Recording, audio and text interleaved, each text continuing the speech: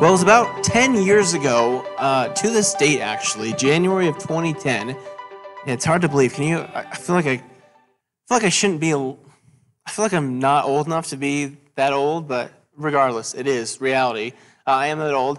But it's about 10 years ago today, January of 2010. My wife Karina, who's not here today because she's doing what she started back in January 2010, but she started nursing school it was then called the Denver School of Nursing, now it's called the Denver College of Nursing, downtown in Denver, and she was beginning a Bachelor's of Science degree in nursing.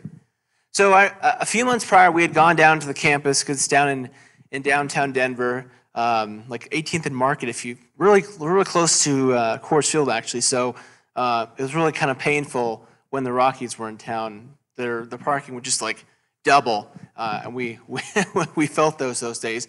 But prior to that, we had gone downtown and we had checked out the campus and talked to an admissions advisor. And Karina was really excited about the program and the career opportunities that come with being a nurse. But as we got back into the car and started making our way out of downtown, I remember Karina just being really nervous about the endeavor, as one can understand. I mean, for one, the program was a lot of money. I mean, a lot of money. I remember whatever was available to her through the the federal student loans, it was still going to be like $1,000 a month on top of that. So it's just like, wow, that's a lot of money. And also, the program was very intense. It was 21 months consecutive of just school full time. So obviously, not an easy task. And she was nervous about that, but it's something that she had been working on for some time, or working towards for some time. And the good news is, as most of you probably know today, she is a nurse, so she did it. So she made it through. And it was October of 2011 that she made it through. But that journey through was not without its challenges.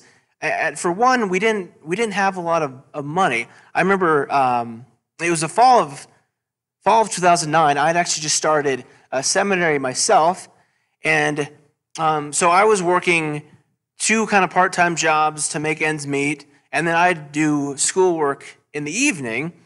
And Karina had quit her job because her school was pretty full-time and pretty intense.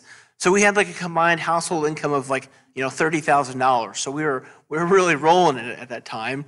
So I was working to complete a Master of Divinity, so I could get a career doing what I'm doing today. But I was, and I still am, under no illusion that this is going to be a money-making endeavor of any real seriousness. So Karina was, going to be our ticket to financial security. And in a sense, like, she bore a lot of the brunt, a lot of the burden of being essentially like our family's future financial security.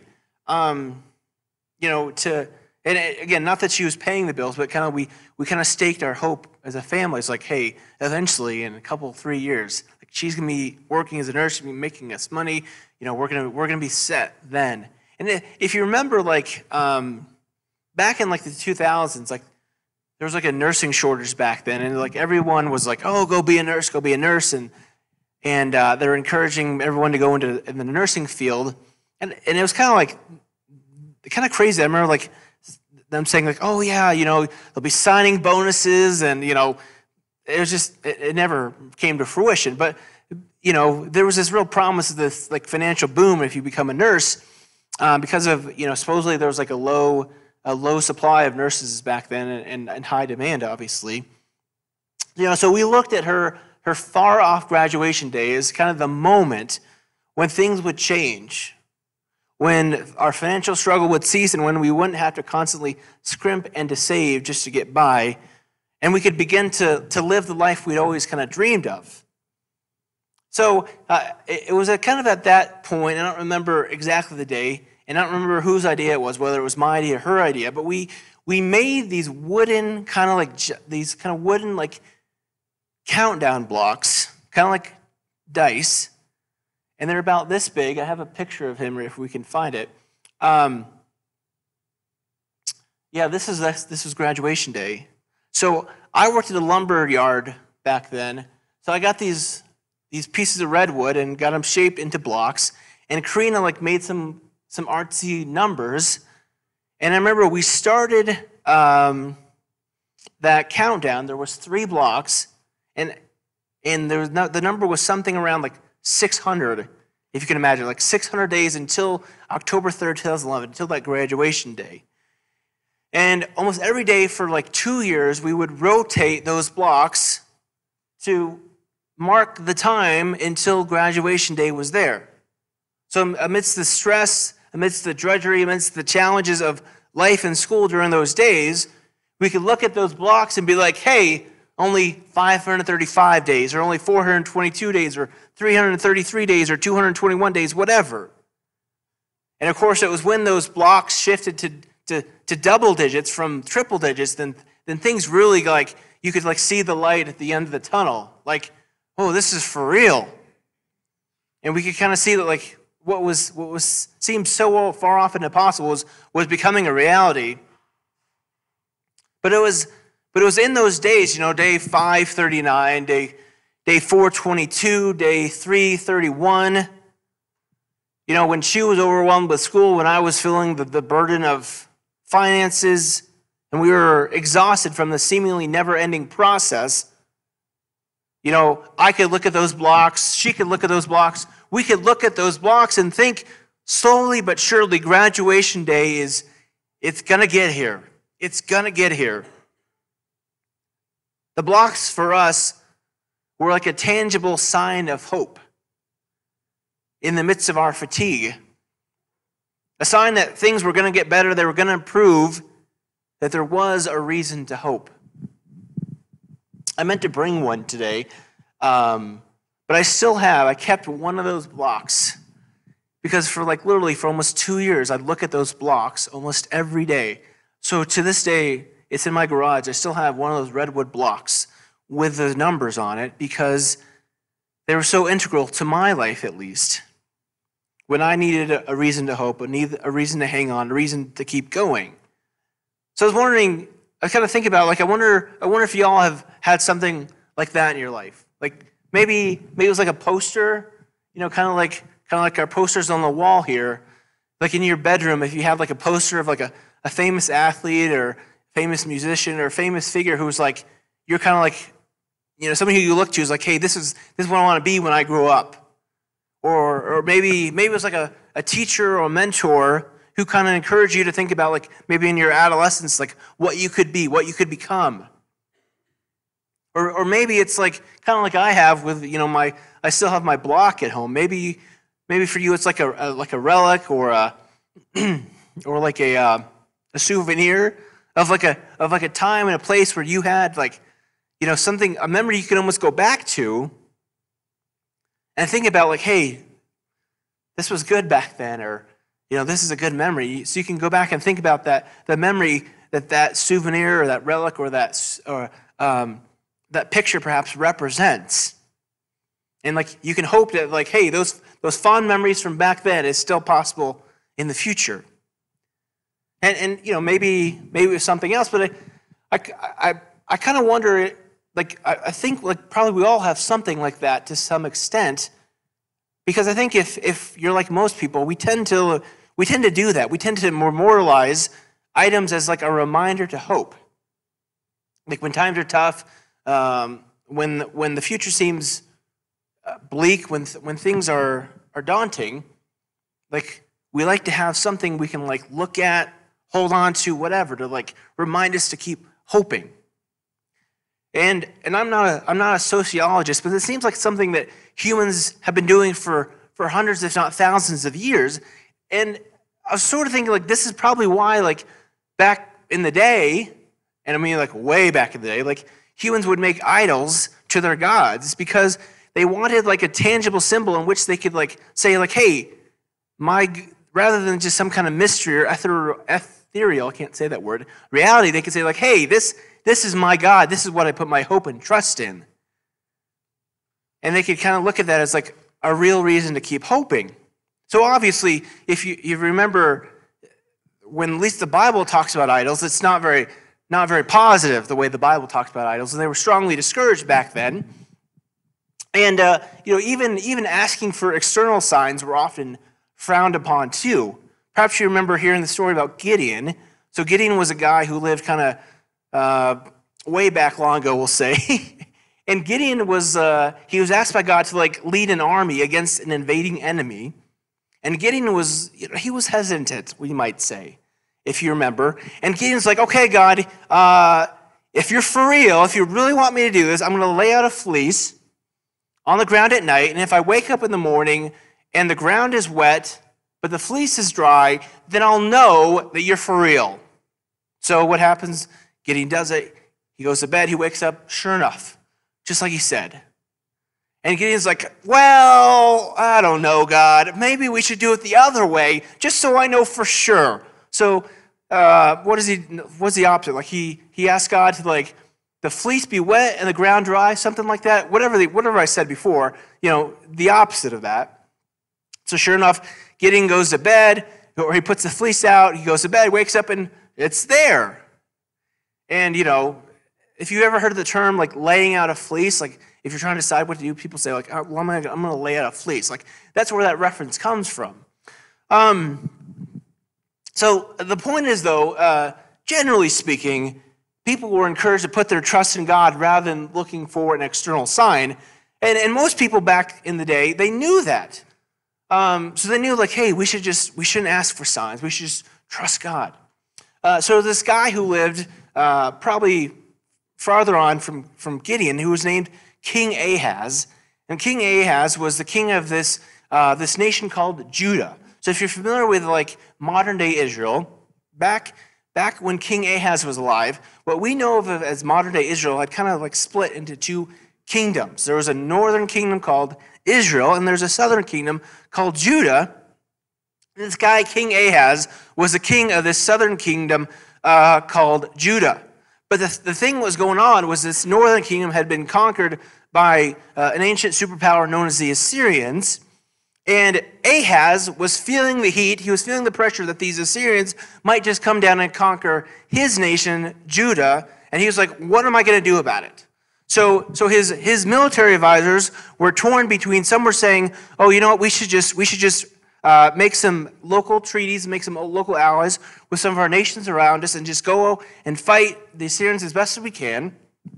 And then some other people were just like, are you crazy? Assyria is like a superpower. Let's just beg for mercy and hope for the best. And so obviously Ahaz did not know what to do. So in the midst of the situation walks Isaiah the prophet. And perhaps we might, if we read the story, it almost seems like not into the situation, Isaiah walks over to the situation. So let's pick up the story in the text. I like to read it, but you can also follow along here behind me. Starting in verse 10 of chapter 7 of Isaiah. And the Lord spoke to Ahaz, saying, ask a sign of the Lord your God, let it be as deep as Sheol or as high as heaven. But Isaiah said, no, I'm not going to ask. I will not put the Lord to the test. Then Isaiah said, well, hear then, O house of David, it is too little for you and your weary mortals that you weary my God also. Therefore the Lord himself will give you a sign. Look, the young woman is with child and shall bear a son and shall name him Emmanuel. He shall eat curds and honey by the time he knows how to refuse the evil and choose the good. Before the boy learns to reject evil and choose the good, the land of the two kings you dread will be abandoned. So this is what Isaiah says when Ahaz was like, I don't know what to do. I don't know what to do. So Isaiah says, hey, you should ask for a sign. So what some scholars think was happening is, if you can imagine, think back to what's the Lord of the Rings? That's the easiest example I can think of when I need a mental picture of ancient Jerusalem. Lord of the Rings, right? They have the castle and the wall around the castle. And some people think Ahaz was kind of just strolling around the castle or the walls of the castle, or kind of in that vicinity. And Isaiah just walks up to him and is like, hey, King Ahaz, you should look for a sign. And Ahaz's like, no, I'm not going to ask for a sign. I know I'm not supposed to do that. And Isaiah's like, hey, well, you're getting one anyway. And interestingly enough, like people think that Isaiah, like literally, like amidst this crowd of people who are perhaps gathered around him, around them, Isaiah sees this young woman who's pregnant and says, hey, you see that one young woman? She's pregnant. She'll name her newborn son Emmanuel. And before this kid is out of diapers, they had diapers back then, right? Before this kid is out of diapers, the threat to this nation will be gone. So Isaiah was saying, like, hey, here is a reason to hope. Before this woman's child is grown, this threat as we know it will be over. Because God is with you. And that was the name Emmanuel, that the name for this child, what literally means God with us. When the king was tempted to put his trust into military alliances or the kindness of strangers, Isaiah wanted the king to understand that he need not put his trust in others. Rather, he could simply put his trust and hope in God's presence with them. Now, maybe you're sitting here this morning, you're like, hey, those words kind of sound familiar. They kind of ring a bell. You're probably thinking of the verse in the book of Matthew, where when writing about the birth of Jesus, Matthew quotes this author in this encounter. So if you remember, it says, now all this took place, and I think this is in Matthew, chapter 1, this took place so that what the Lord had spoken through the prophet would be fulfilled. Look, a virgin will become pregnant and give birth to a son, and they will call him Emmanuel. So to Matthew, this real-life encounter that happened back in the time of Isaiah, between Isaiah and a pregnant woman, hundreds of years ago, was also a premonition of what was going to happen via the birth of Jesus. So rather than just a sign of hope to these people back in Isaiah's time, according to Matthew, the birth of Jesus was also was a sign and a symbol of God's hope and presence to the entire world.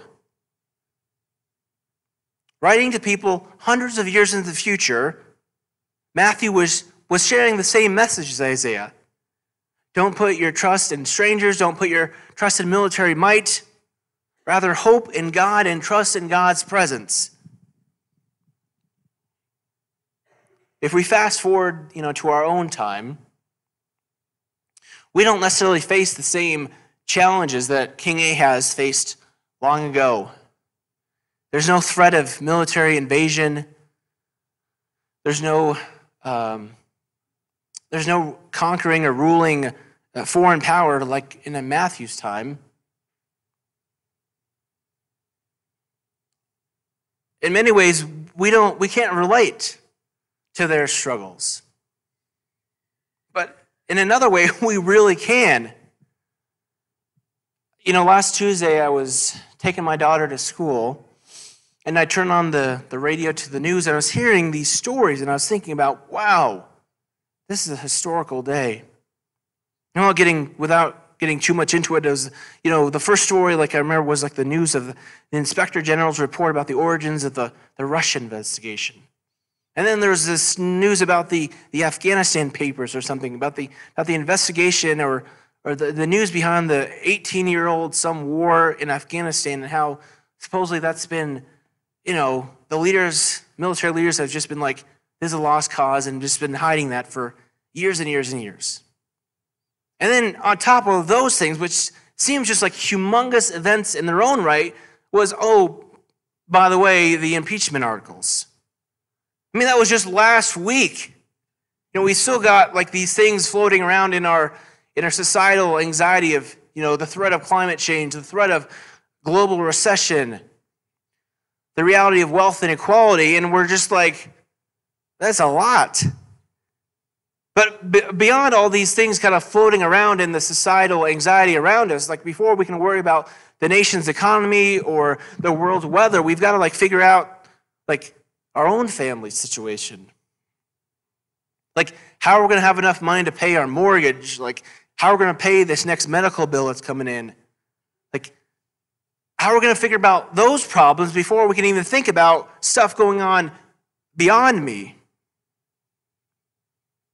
So in a sense, like, as crazy as the King Ahaz situation was, as stressful as that situation was for him and his nation, man, in a sense, it's like King Ahaz has got nothing on what we've got going on right now. I mean, nothing.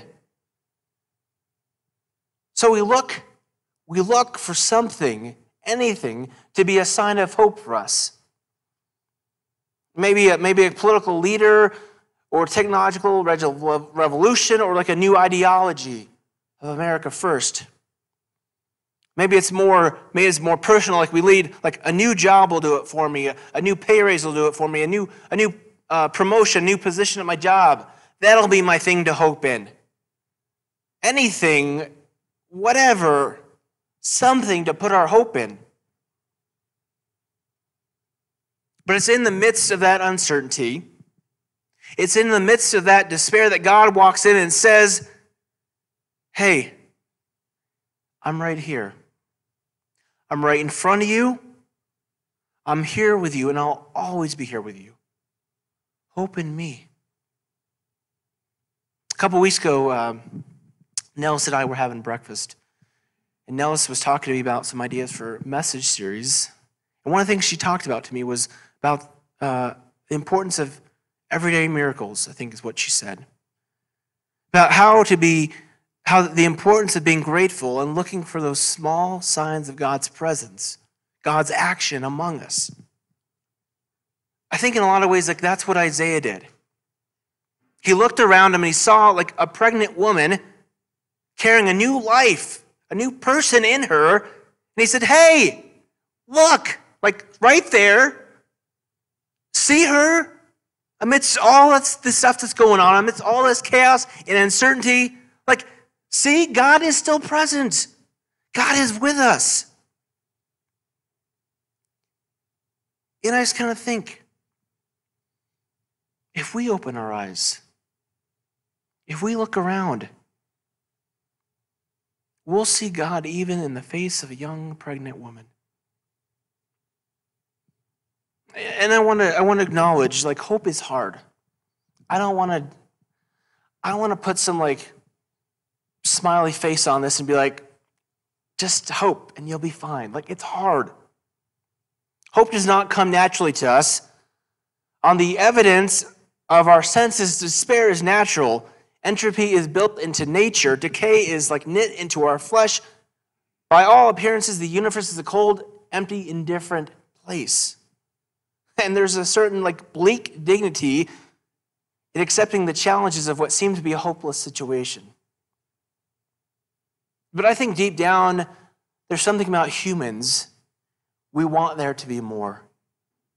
In so many ways, I think living life as a human is about making meaning, finding meaning. I think the problem is we tend to try to put our meaning or trust or hope into things, into circumstances, into situations, like our status, like our finances, like our stuff. And instead, God comes to us and says, hope in me, I'll never leave you, I'm with you. And this is the good news we celebrate at Christmas. This is what the birth of Jesus signifies for us. When we put our hope in God, when we lean into God's presence, things won't magically get better. Our problems won't disappear. But we'll have a reason to keep going, keep living, keep hoping. This season of Advent, this time of expectant waiting and preparation for the birth of Jesus, and also remembering again the future coming of Jesus and the second coming, hope in your life cannot wait. So look for God's presence with you. I remember it was a few years ago, before my son Jackson was born. It was one Sunday after church, and Karina was working. And I was just worn out. I was tired. I was exhausted from just a hard day at church and just a hard season in life. I think it was the winter. And I don't know about for y'all, but for me, this time of the season, this time of winter, it's a hard, dreary time. The short days, lack of sun, whatever. And I kind of did with Lexi what I always like to do when I feel kind of bummed. Is I went to McDonald's, and I remember when I went to that McDonald's, there was a young man who was the cashier. There was this young African-American man. His name was Emmanuel. And I don't know why, but in that time, in that moment, I took that as a sign of hope. And I said, man, God is present. Even here, even now, no matter how I feel, God is here with me. Remember that. God is here even now. Let's put our hope and